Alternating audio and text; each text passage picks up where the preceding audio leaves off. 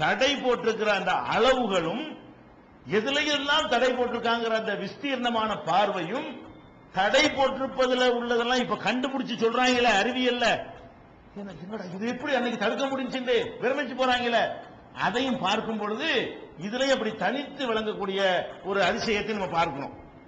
உதாரணமா நம்ம திங்கிற விஷயத்தை எடுத்துக்கிறோம், சாப்பிடுறதுல திருக்குறள்ல என்ன செய்யறான், அல்லாஹ் நமக்கு சிலதை தடை செய்யறான். என்ன தடை செய்யறான்? ஹுர்ரிமத் அலைக்குமுல் மைத்தத்து, தானா செத்து போனது சாப்பிடாதீங்க. ஒத்தமும் ரத்தத்தை நீங்க சாப்பிடாதீங்க. ரத்தம் ஆட்டா இருக்கணும், ஆட்டுல இருந்து வரக்கூடிய ரத்தம் இருக்குல்ல, அதை நீங்க சாப்பிடாதீங்க. வலஹமுல் ஹின்சீர், பன்றியுடைய மாமிசத்தை நீங்க சாப்பிடாதீங்க.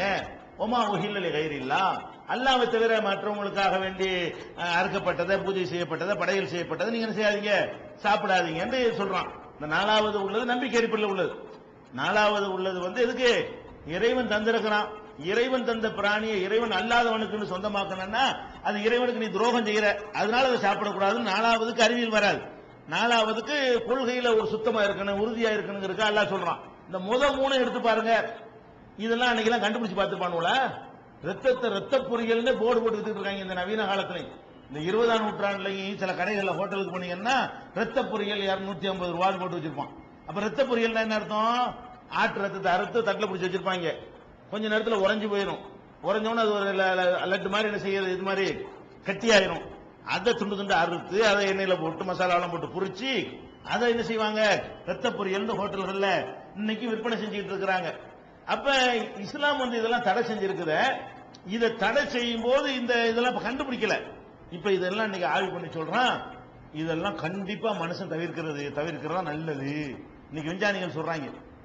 ஃபர்ஸ்ட் என்ன, நம்ம ரத்தம் இருக்கு, நம்ம ரத்தம் ஆட்டு ரத்தம் மாட்டு ரத்தம் இருக்குது. இந்த ரத்தங்கிறது என்ன, ரத்தத்துல என்ன இருக்குது? ரத்தத்தை இஸ்லாம் சாப்பிடக்கூடாதுன்னு சொல்றதுங்க. இன்னைக்கு ரத்தத்தை அவன் ஆய்வு பண்றான். ரத்தத்தை எடுத்து பாத்தீங்கன்னு சொன்னா ரத்தத்துல ஒரு 45% அளவுக்கு சிவப்பணுக்கள் இருக்கிறது. ரத்தத்துல 45% சிவப்பணுக்கள் இருந்து கொண்டிருக்கிறது. இதுதான் நமக்கு எல்லா பக்கத்துக்கும் இந்த ஆக்சிஜன் போக்குவரத்து எல்லா பக்கமும் சப்ளை பண்ணக்கூடியது சுத்திக்கிட்டே வருது. 1% வெள்ளை அணுக்கள் இருக்கிறது. மீதி எல்லாம் இந்த பிளாஸ்மான்னு சொல்லக்கூடிய ஒரு பல பொருள்களுடைய கலவையாக மற்றதெல்லாம் அமைந்திருக்கிறது. இந்த ரத்தம் என்ன பண்ணுது உங்களுக்கு அப்படின்னு பாத்தீங்கன்னா, நம்ம சாப்பிடுற சாப்பாடுல இருந்து கொழுப்பு அதிகமாகும், சாப்பாடுல இருந்து யூரியா வரும், சாப்பாடுல இருந்து உப்பு வரும். இதுகள் எல்லாம் என்ன செய்கிறதுன்னா அது நம்ம உடம்புல கலந்துச்சுன்னு வைங்க, நமக்கு பலவிதமான பாதிப்புகளை ஏற்படுத்திடும்.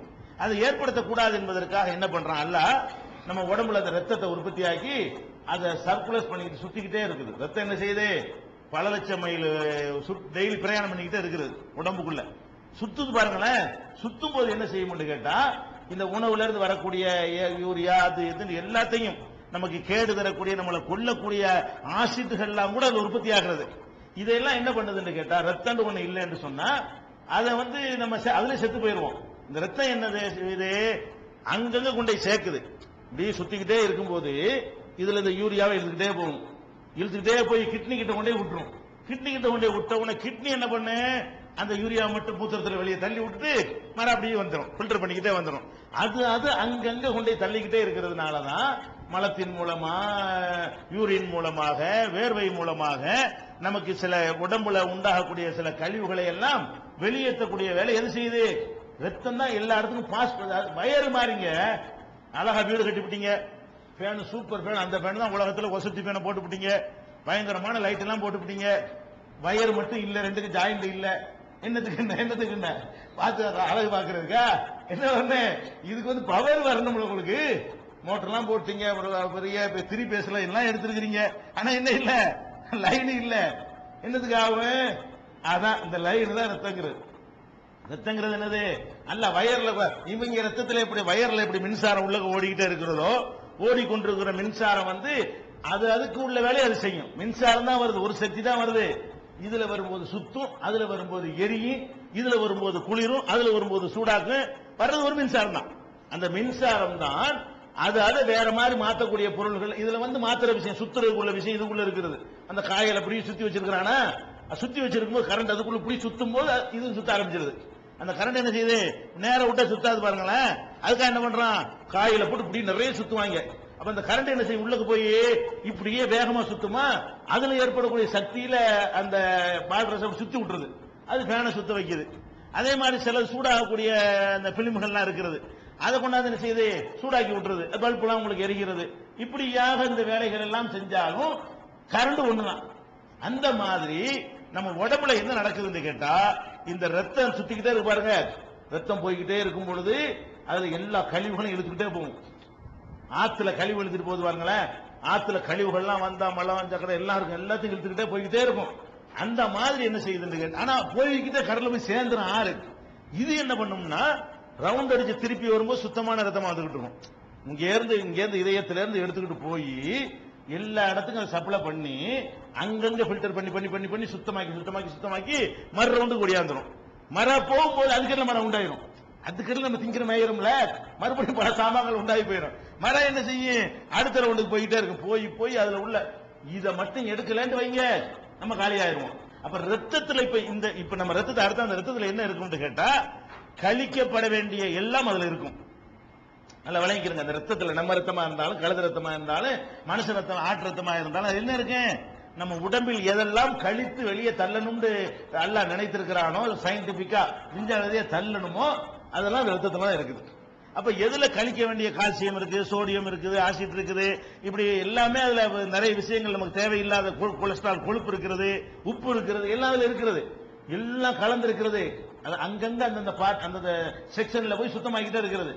இப்ப நீங்க ரத்தத்தை அறுத்தப்படி எடுத்தீங்கன்னா, ஆட்டு ரத்தத்தை, அதுல என்ன இருக்கு, அந்த ஆட்டுல எதெல்லாம் வேணான்னு அல்ல கழிக்கிற சாமான வச்சிருந்தானோ அதெல்லாம் அதுலதான் இருக்கும்.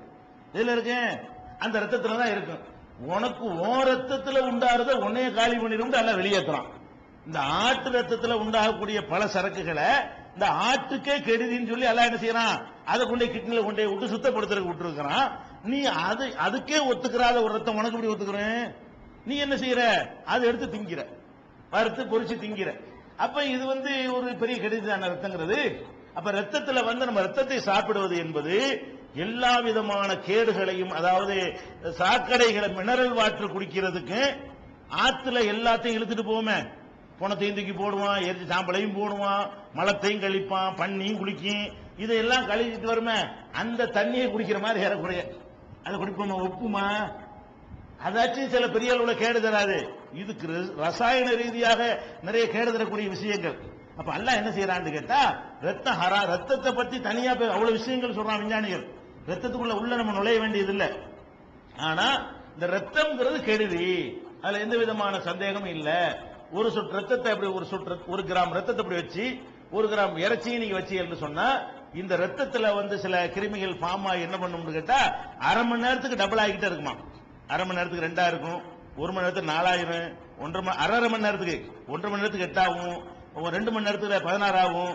அப்படி ஒரு 1000 கிருமி அதுல இருந்துச்சுன்னு வைங்க, இந்த 1000ம் 2 மணி நேரத்துக்குள்ள பாத்தீங்கன்னா எத்தனை லட்சங்கள் ஓடி போயிடும். அந்த மாதிரி எல்லாம் இறைச்சியில பாக்குறோம், அப்படி ஆக மாட்டேங்குது. இறைச்சியில பாக்குறோம், அது மேற்பரப்புல மட்டும்தான் அது மாதிரி உண்டாகுது, கருவுன்னு போயிடுது. ரத்தத்துக்குள்ள உள்ள வரைக்கும் ஊடுருவிக்கிட்டு அந்த கிருமிகள் எல்லாம் போயிடுது. நிறைய கெடுதிகள் சொல்றான். வெளியே எடுக்கப்பட்டவனையும் நிறைய சமாச்சாரங்கள் உண்டாகுது. அது கழிவோடு தான் நமக்கு வெளியே வருது. அப்ப இதெல்லாம் யாருக்கு தெரியும், படைச்சவனுக்கு தெரியும். அந்த காலத்துல இதெல்லாம் ரத்தம் சாதாரணம், திங்கிற சாமா மாதிரி. அந்த காலத்துல ரத்தம் எல்லாம் சாதாரணமா எடுத்து சாப்பிடுவாங்க, ஒரு குற்றமாவே உறுத்தலே இருக்காது. அப்ப ஆட்டை இறைச்சி திங்கிற மாதிரி ரத்தத்தை திங்கலாம் என்று மக்கள் எல்லாம் நினைத்துக் கொண்டிருந்த காலத்துல இஸ்லாம் சொல்கிறது, ரத்தம் உனக்கு ஹராம். அப்ப தடை செஞ்சான அதை நம்ம பேன்றமே, நம்ம 14 நூற்றாண்டு பேண்டாங்கல்ல, விளங்காம எவ்வளவு நன்மைகள் அவங்க அடைஞ்சிருக்கிறாங்க. இன்னைக்கு நம்ம விளங்கி நம்ம சாப்பிடாம இருக்கிறோம். விளங்காம என்னத்துக்குன்னு சொல்லுதுன்னு தெரியாமலேயே இந்த முஸ்லிம் சமுதாயம் ரத்தத்தை சாப்பிடல. அப்ப அந்த ஆடு மாட்டுக்கு ஒத்துக்கிறாத கழிவுகளை எல்லாம் இவன் ஃபில்டர் பண்ணி வேணாண்டெல்லாம் நமக்கு நிப்பாட்டி வச்சிருக்கிறான்ல. அதே மாதிரி தானா செத்து போச்சுன்னு வைங்க ஒரு ஆடு, அது சாப்பிடக்கூடாது. அதுக்கு வேற காரணம் சொல்ல வேண்டியதே இல்லை, இதுவே போதும். எது போதும், இப்ப ரத்தத்துக்கு சொன்னல அதுவே போதும். ஏன், நீங்க செத்துருச்சுன்னு சொன்னா ரத்தம் உறைஞ்சிரும். செத்துறா என்ன ஆயிரும், ரத்தம் ஓடாது, உறைஞ்சு போயிடும். ரத்தம் உறைஞ்சுன்னு சொன்னா அந்த ரத்தத்துல இருக்கிற சரக்கு பூரா அதுல இருக்கு. ரத்தத்துல ரத்த குழாயில இருந்த அந்த கழிவுகள்லாம் இழுத்துட்டு போகுது ரத்தம், அந்த ரத்தம் உள்ள இருக்குது. தானா செத்து போன ஒரு ஆட்டுல ரத்தம் வெளியேறாதுல, அறுத்தா வெளியேறிடும்ல. தானா செத்து போன ஆட்ல என்ன செய்யாது, ரத்தம் வெளியேறாது. நீங்க அந்த இறைச்சியை நீங்க தின்றீங்கன்னு சொன்னா அதுல ஒரு ரத்தம் என்ன இருக்குது, அந்த ரத்தத்தில் உண்டான கிருமிகளும் நமக்கு ஒவ்வாத பொருள்களும் அதுல இருக்கும். அப்ப தானா செத்து, இன்னும் சொல்ல போனா ரத்தத்தில இருந்து பிச்சுக்கிட்டு இறைச்சிக்கெல்லாம் ஊடுருவினது. அந்த கிருமிகள் வந்து பொத்துக்கிட்டு எல்லா பக்கம் ஊடுருவி போயிடும். அப்ப ரத்தத்தை திங்காதுன்னு சொல்ற மாதிரி தானா செத்து திங்க அறுத்து தின்னு. அப்ப அதுல கூட ஒரு அறிவியல், அறுத்து தான் சாப்பிடணும், ரத்தத்தை வெளியேற்றி தான் சாப்பிடணும். இப்படியான ஒரு ஹராமாக்குன விஷயத்தை எடுத்து பார்த்தா கூட அதுலயும் அதிசயங்கள் இருக்கிற பார்க்கலாம். அது மாதிரி பண்ணி ஒண்ணு இருக்கிற தங்கம் போடக்கூடாதுங்கிறான். இப்படி எதை எடுத்துக்கொண்டாலும் சரி, இந்த காலத்துல கண்டுபிடிச்ச விஷயங்கள் அவ்வளவு இருக்கிறது. இந்த இஸ்லாம் தடை செய்திருக்கிற விஷயங்களை எடுத்து ஆராய்ச்சி பண்றான். என்னென்னலாம் வந்து பிரமிக்கு போயிடறான். எப்படி இதெல்லாம் அந்த காலத்து முகமது எப்படி தெரியும், இதெல்லாம் ரத்தத்துல முப்பது விஷயம் இருக்குன்னு எப்படி அவருக்கு தெரியும்? அது மாதிரி வந்து தானா செத்து போனதுல இவ்வளவு மேட்டர் இருக்குன்னு அவருக்கு எப்படி தெரியும்? இது வந்து மனிதனுடைய வார்த்தையா இருக்க முடியாது, மனித சட்டம் இல்ல, இது கடவுளுடைய மார்க்கம் தான் அப்படிங்கறத நம்ம விளங்கிக் கொள்கிறோம்.